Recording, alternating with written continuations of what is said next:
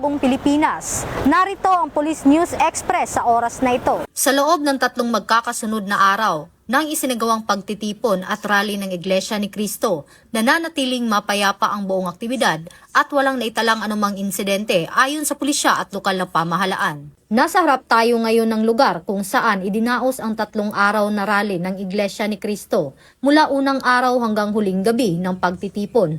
Maayos na naisagawa ang programa at kapansin-pansin ang mahigpit ngunit maayos na koordinasyon ng mga organizer at mga otoridad. Naging peaceful siya kahit papano. Talagang walang yung sa mga kapilisan, lahat kasi sila bantay sarado. Naging madisiplina na rin yung mga tao. Kaya kahit papano naging maganda ang malalabasan ng mga rally. Ay talagang sakripisyo talaga sila.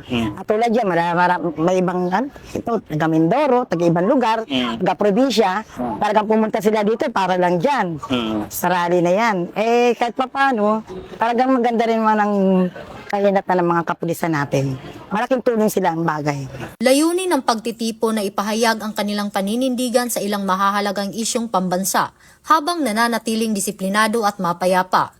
Naglagay ang pulisya ng karagdagang seguridad sa paligid, ngunit kahit na may malaking bilang ng mga dumalo, walang naitalang gulo, aksidente o anumang emergency. Dahil sa mahinahong pag-uugali ng mga dumalo at epektibong koordinasyon sa pagitan ng INC at mga otoridad, maituturing na matagumpay at walang aberya ang buong 3 araw na aktibidad. Isang patunay ang pagtitipong ito na sa kabila ng dami ng kalahok, posible pa rin maisagawa ang malalaking pagtitipon ng ligtas at mapayapa. Dahil ito ang bagong PNP para sa bagong Pilipinas, serbisyong mabilis, tapat at nararamdaman. Mula dito sa Quirino Grandstand, ako po ang inyong PNN correspondent, Patrolwoman Resali Umalay.